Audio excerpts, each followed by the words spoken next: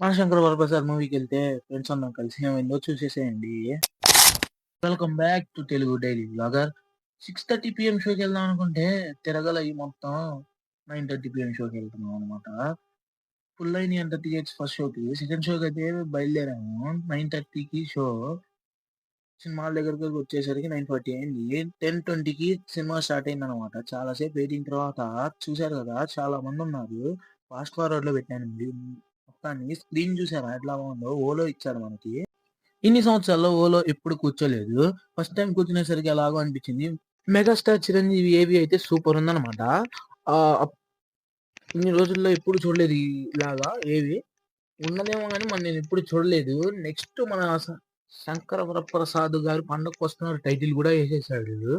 అసలు సినిమా ఎలా ఉందంటే, అసలు అనిల్ రావిపూడి మూవీస్‌కి అసలు రిమార్క్ ఉండదు గాబట్టి, ఫ్యామిలీ ఎంటర్‌టైనర్ అనమాట. సూపరుంది సినిమా. మీరెలా ఉందో ఒకసారి కామెంట్ సెక్షన్‌లో కామెంట్ జేసేసేయండి. ఇదే అనమాట ఈరోజు వ్లాగ్.